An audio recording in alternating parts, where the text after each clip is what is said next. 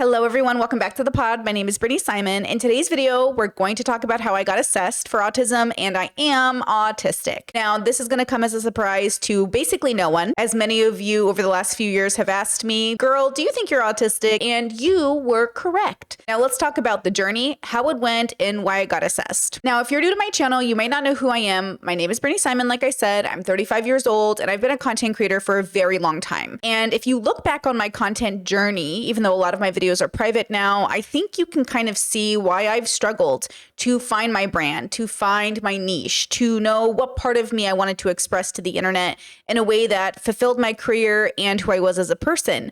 I think autism actually impacted this. As you guys know, about 80% of people who are diagnosed autistic don't necessarily hold full-time work.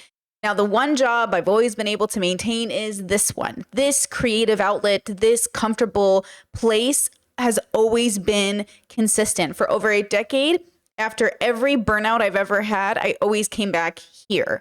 And I think looking back, that makes so much sense given that a lot of autistic people are creatives. A lot of us don't want to work that corporate job. There's too much socializing and spoon burnout. So having something like this, where at least we can make our own schedules, even if it's still a job, it's a job that's flexible for our needs. So for me, when I think about it, it makes sense that I would have landed on a niche that's focused around people, philosophy, pop culture, gender, queerness, and all of the great things that, really brought in and attracted the audience that I have now, which is a group of really intelligent, open-minded, introspective, neurodivergent people. And I think over the years, it's made sense that I would fall here and this would become my niche. Over the last decade, I've struggled on YouTube about exactly what niche was mine, but I always came back to people. I love people. So the joke is the kind of autism I have is the people kind, not the math kind. But you know what? That makes a lot of sense given that I myself am a queer person. I have immigrant parents. I grew up a little bit outside the box my whole life. I was homeschooled till I was 15. And then I did a little bit of public school. I was in theater. I love to read. I've read thousands of books. Like my life starts... it's always made sense to me as I've been on that introspection journey, and it gets, it becomes more, I guess it makes more sense as I grow and as I age and as I hopefully seek wisdom. But getting this assessment kind of brought a big puzzle piece together. So let's talk about why I got assessed. So I got assessed because of a few years ago. It's kind of started my journey. A few years ago, my content changed. And I was working on and focusing on philosophy and my audience growing and trying to find ways to give tools to people that weren't quite fitting into their bubbles. So I created a system called The Levels, which is my observational philosophy. And I think a lot of people in the past thought, oh, The Levels was inspired by her borderline, which we'll talk about misdiagnoses in a second.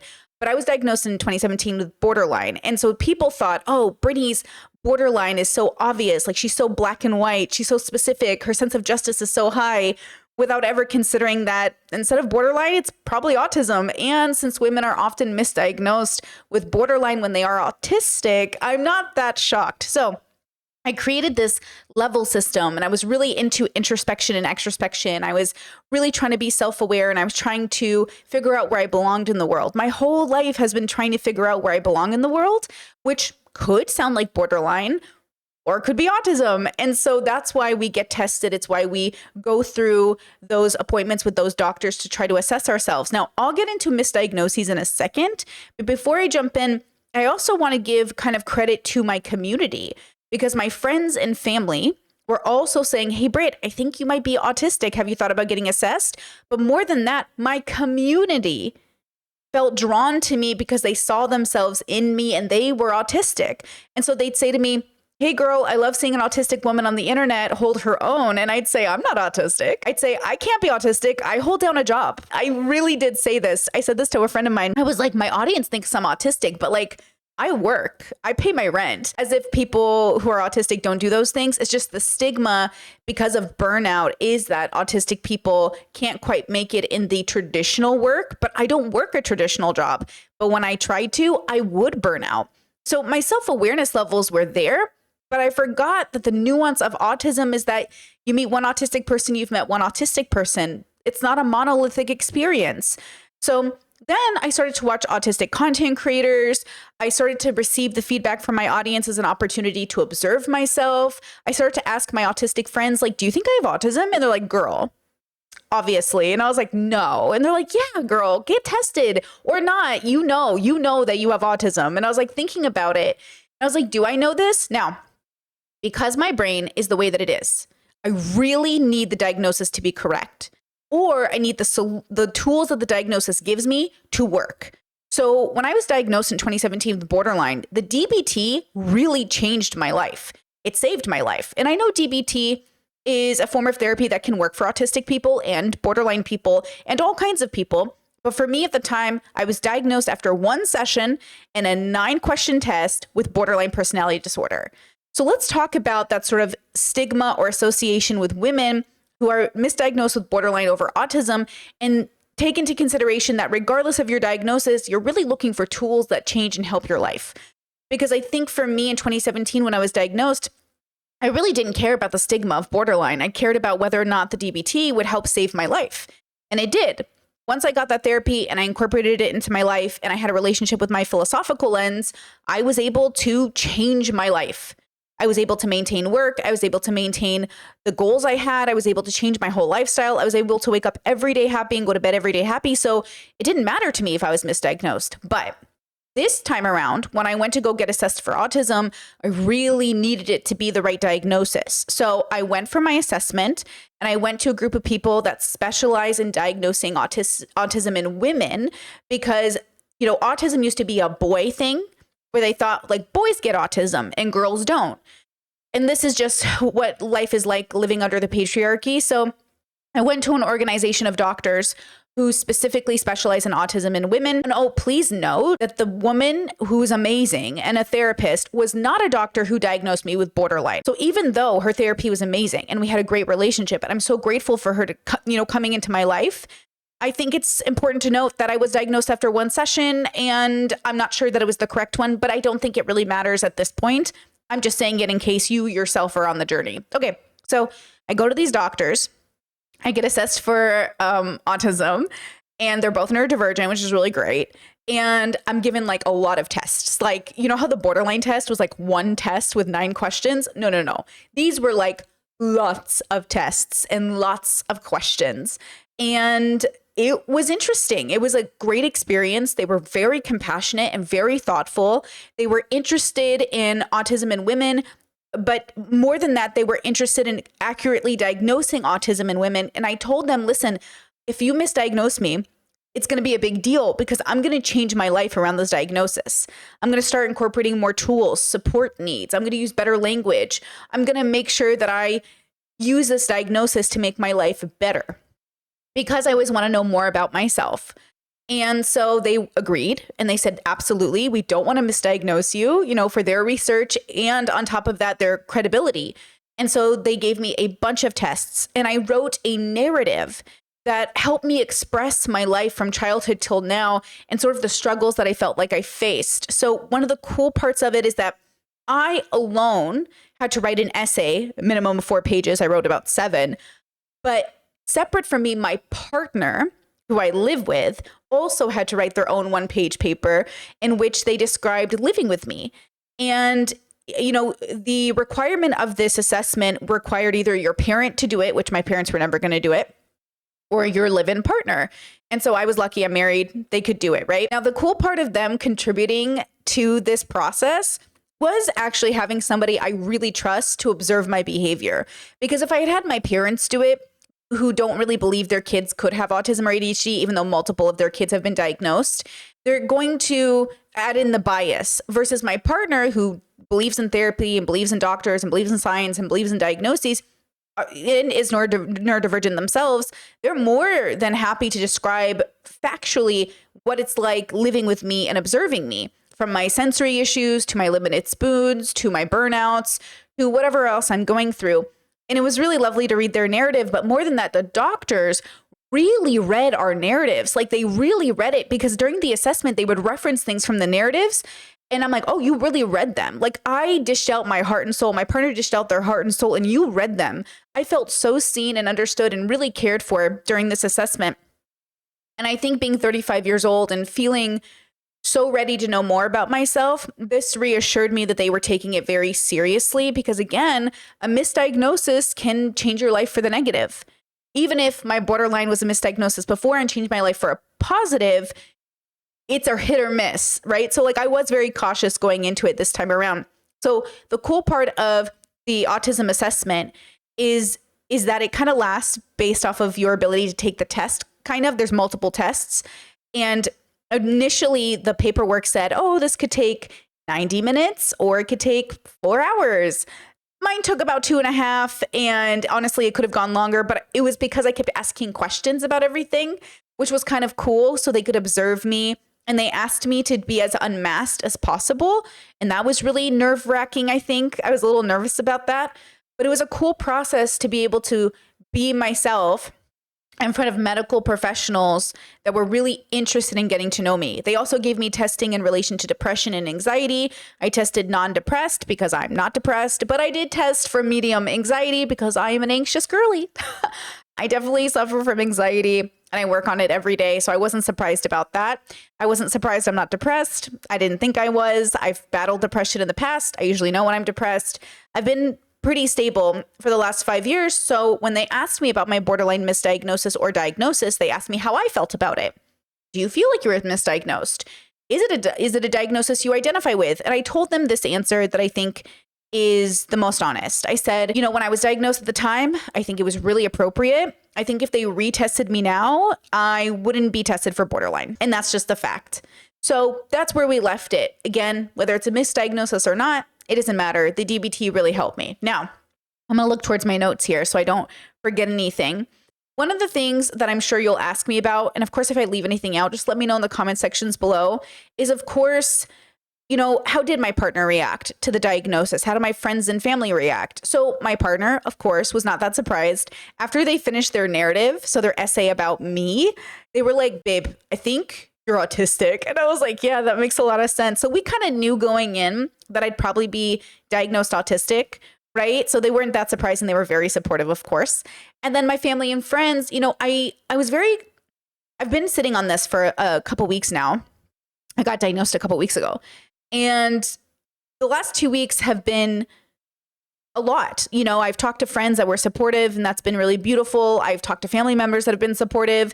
And I've made the conscious decision not to talk to anybody or share this diagnosis with anyone that I thought would be cruel, uneducated, or cynical about it. Anyone who would mock or belittle the experience, anyone who isn't science-based or thoughtful about their reactions.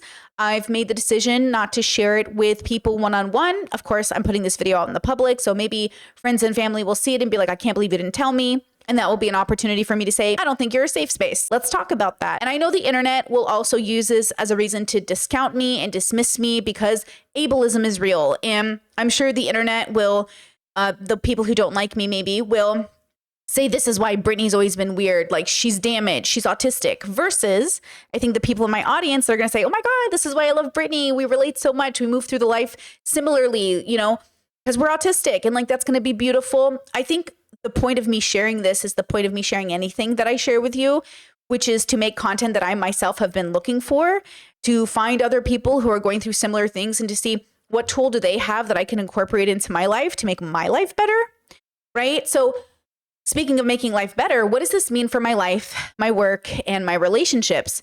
It means good things are coming. It means better at my job, better at my life, better at my relationships. It means knowing myself gives me an opportunity to support myself better, to be compassionate, to be thoughtful, to communicate clear, and to not beat myself up when I can't seem to keep up. I already have fibromyalgia, which is not that surprising when you're neurodivergent. And then on top of that, I'm pretty sure I have ADHD. That's the next testing that, I'm heading towards. So I can, once again, improve my life. This diagnosis just means my life's going to get better. And I'm so lucky to be born in an era where there are doctors who are specifically looking to help women or AFAB people find a better relationship with themselves, to find the tools to have a better relationship with themselves. And I'm just excited to be alive now, to have those resources now, to be able to have the conversations I'm having now. along this journey, social media was a huge part of helping me understand myself. I know there is especially in the conservative bubbles, a talking point of everyone's diagnosing themselves because of TikTok. If you watch an autistic content creator and you think you might be autistic, you're more likely autistic than not. Non-autistic people, non-neurodivergent people, neurotypical people aren't going to watch a TikTok about autism and think they're autistic. It's just not, it doesn't make any sense for them to do that. I've never met a neurotypical person that watches a TikTok and thinks, yeah, that could be me. But I'm sure they exist. So if you're a person who has an inkling you might be neurodivergent, you're probably neurodivergent more than not. It's just an experience that I think more or less is probably better than good to see an autistic content creator, because if you relate to them, there's a reason, right? Now, the reason we go through assessments, the reason we talk to medical professionals is they help confirm what we already know for our lived experience. You don't have to get diagnosed to know you're autistic. But for people like me, who am a public figure, who hold myself to a particular standard, I just want to make sure that I'm coming to you as somebody who went through the DSM and went through a medical professional, just because I think it's better. But I didn't need that medical professional to tell me what I knew about myself. Does that kind of make sense? So shout out to the content creators that really helped me understand myself better. And a very special and warm thank you to Irene from the Thought Spot, who has been a friend, a colleague, and a peer, who has spent her personal time helping me, who has spent, hours talking me through my assessment and leading up to my assessment and making content that helped me get to know myself better. And I'm just so grateful that we crossed paths on the internet, because she has been an amazing, amazing voice through this process, especially as a late diagnosed autistic woman herself. We're kind of we need, and we're so lucky to have that support, because, and I'm hoping my channel will be that for you guys, maybe not me personally, but my channel, because being late diagnosed autistic, it's eye-opening. It's really amazing, but it is interesting. So one of the things during my assessment that coincides with this is the high masking part of everything. I have been high masking my whole life. Even as a child, I remember realizing I was different and wondering what it was about me that made parents think I was interesting and frustrating at the same time. That made kids think, Brittany's kind of cool, I want to be her friend. Brittany's really interesting, but kind of weird and kind of rebellious and kind of just does what she wants. My whole life, I've gotten feedback. I remember being as young as 6 years old and getting feedback from people like, Brittany does whatever she wants. Brittany's so different. Brittany, she really, but no one ever thought I was autistic. They thought I was ADHD, which are probably right. And they maybe thought I had mental health issues because I was burning out all the time, which I was. But nobody ever looked at me and thought autism, because I'm a mid-millennial. They didn't think women had autism growing up. And still, even now, they think it's overdiagnosed, instead of recognizing that many women have just been ignored and neglected. And I'm one of them. And so because of my attitude and my personality, I think a lot of people see me. They know I love to work. They know I'm a Taurus. I'm an earthy baby. They know that I'm aggressive. And so they just see me as a person who doesn't need help. But what I realized in my personal life is that I did need help. And I was in a deficit. So how do I actually feel about being autistic? I feel relieved. I feel relieved that all the burnout makes sense. I feel relieved that my sensory issues make sense. I feel relieved that the way my partner and I communicate is benefited by the uniqueness of us constructing our relationships specific to our neurodivergency.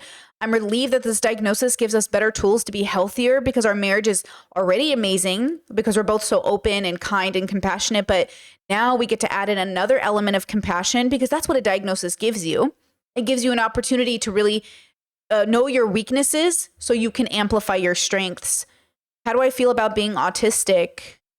I feel overwhelmed. I feel like I'm still getting used to it. I feel like when I post this podcast, it's still going to feel weird. I feel like no matter how much I reread my assessment, and I have a confirmation from 2 doctors that I am definitely autistic, I'm going to have moments of imposter syndrome. But then I also kind of, in an optimistic way, I think it's kind of funny that I made the levels and I categorized people, and my fascination and special interest in life is like people and categorization. So then that kind of makes sense. And then I feel relieved because I'm like, oh my God.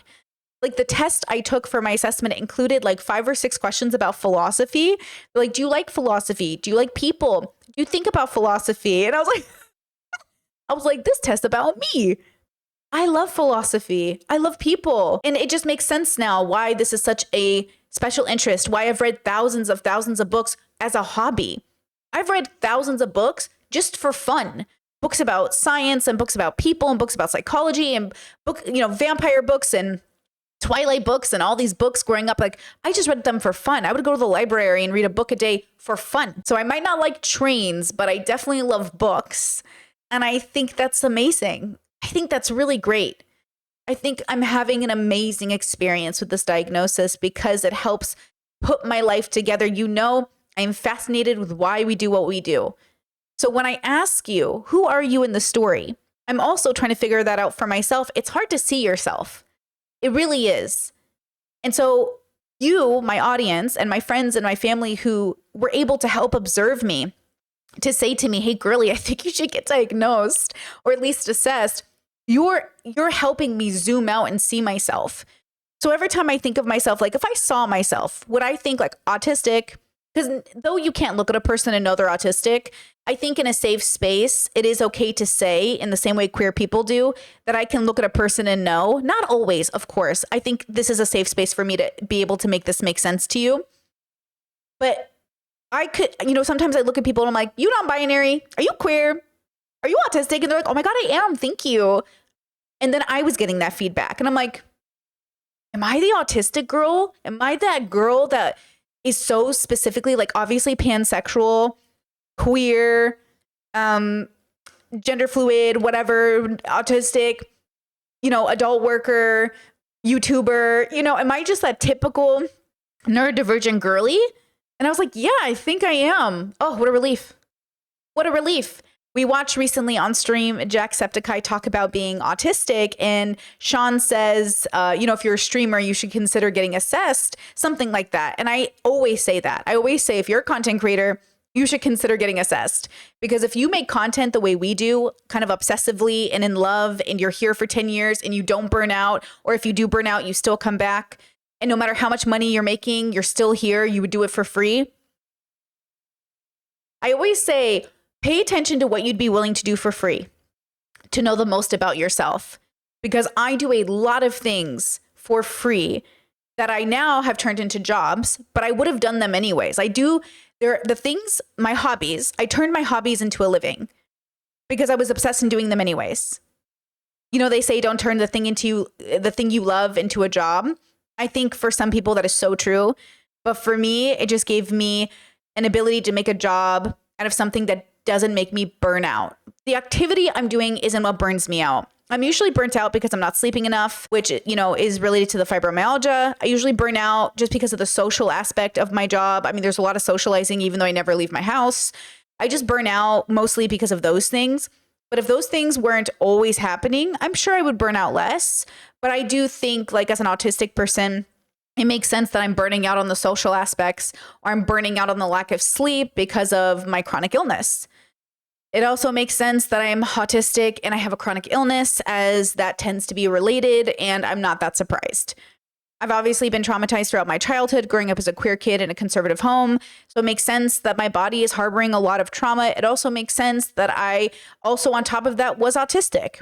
It makes sense that in all the ways my parents tried to help their kids, they also weren't willing to go beyond and get their kids diagnosed, which means a lot of my siblings and I have been getting diagnosed as adults.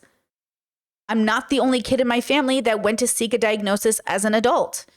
And I think that should say something about our life. That sometimes, even with good and well-intentioned people, sometimes you don't get a diagnosis until you're old enough to pay for one, old enough to get one, have time to get it, and are willing to handle the consequences of that, considering that there are negatives to getting diagnosed. Like, you can't immigrate to certain countries if you're autistic or borderline. You can't get jobs, adopt children. People think the disability, though it is a disability, is such a disability that just having the diagnosis means you get to be written off as a functioning adult, which is not true. Even neurotypical people have dysfunction. Every one of us has functionality and dysfunctionality in within our life, right? In our life. So for me, I'm looking at this diagnosis as an opportunity to be more functional, not less. And I think that's really what a diagnosis is for. It's to give us reasons to get to know ourselves better and do better, not excuses to do worse.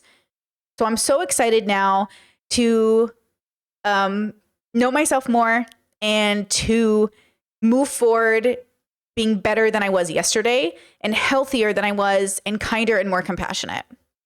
So from one autistic woman to another, congratulations on getting your diagnoses or knowing yourself well enough to self-diagnose.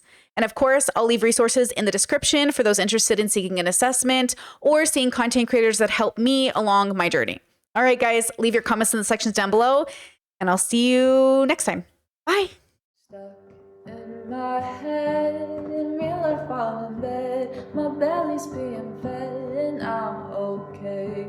I'm just fine, yet all I do is whine, not to you in my mind, cause I know I don't make sense. I've been nothing but blessed, so why's my life a mess? Please tell me, cause I'm sick of thinking, yeah, I'm sick of reaching out for the truth and living life as a fool. Dun, dun.